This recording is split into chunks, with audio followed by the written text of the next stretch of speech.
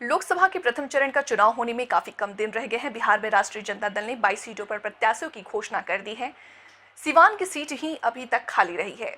Party ने 8 सदस्यों को टिकट दिया, जिसमें पाटलिपुत्र और सारण इन दिनों सीटों पर लालू की बेटियां मीसा भारती और रोहिणी आचार्य ही किस्मत आजमा रही हैं। इन 2 सीटों पर पेच फंसता हुआ दिख रहा। सारण की सीट ऐतिहासिक है। ये लोकनायक जयप्रकाश नारायण की भूमि तो रही ही है।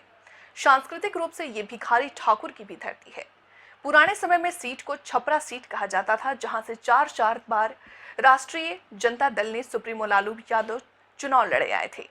राजनीति में ये अक्सर देखा जाता है कि जिस सीट पर अगर कोई लंबे समय से चुनाव जीतता आया हो, उस सीट को अपनी बपौती समझ लेता है। पहले राजद ने ये मान लिया था कि ये सीट उनकी ही रहेगी। इससे पहले वो कांग्रेस की सीट हुआ करती थी। आगे भी किसी की ये सीट हो सकती है, ऐसा राजद ने शायद कभी भी नहीं सोचा। 2014 के लोकसभा चुनाव में भाजपा के प्रत्याशी राजीव प्रताप रूडी ने राजद की उम्मीदवार और पूर्व मुख्यमंत्री राबड़ी देवी को पछाड़ दिया। इस सीट को परिवार का मानते हुए अगले चुनाव यानी कि 2019 के चुनाव में लालू ने अपनी ही सब्धी चंद्रिका प्रसाद को दी, जहां से उनको फिर राजीव प्रताप रूडी को हार का सामना करना पड़ा। इस बार फिर परिवार के सीट को सुरक्षित रखते हुए राजद ने इस सीट को परिवार के ही सदस्य को दिया है। इस बार लालू यादव की बेटी भाजपा के प्रत्याशी राजीव प्रताप रूडी से सामना कर रही हैं। अंदाजा लगाया जा रहा है कि अभी भी करीब 46 से 50% वोट राजीव प्रताप रूडी को जाता हुआ दिख रहा है।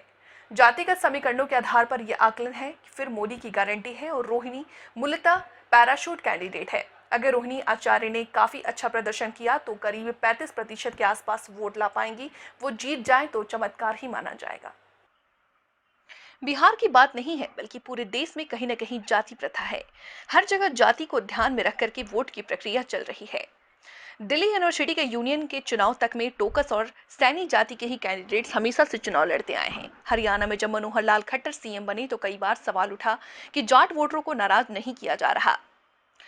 वहां भी जाति प्रथा है। बिहार में यादव समुदाय को राजद अपनी गुलाम मान चुकी है, लेकिन उनके सेंध लगने का अब काम शुरू हो गया। यादव समाज सिर्फ राजद को वोट देता है, ये बात सच है, लेकिन ऐसा विधानसभा के चुनाव में होता है। लोकसभा चुनाव में जाति फैक्टर उतना मतलब नहीं रख पाता। जाति के आगे नरेंद्र मोदी खड़े हैं, राष्ट्रवाद के आगे जातिवाद कमजोर पड़ जाता। सारण सीट पर 25% यादव और 23% राजपूत, 20% बनिया जाति से तो 10% मुस्लिम वोटर हैं। राजनीतिक विश्लेषक और अन्य लोग भी मानते हैं कि अन्य जातियों के वोट हैं तो वो कहीं बट भी सकते हैं, लेकिन मुस्लिम वोट को एकजुट हमेशा से देखा गया। कहीं न कहीं राजद के पक्ष में जाता हुआ दिखता है। सारण में 23% राजपूत के वोटर के साथ 10% यादव युवा वोटर राजीव प्रताप रूडी के साथ जाता हुआ दिख रहा। इस बार दोनों सीटों पर मामला फंसा हुआ है। कहीं से भी जीत के रास्ते आसान नजर नहीं आ रहे।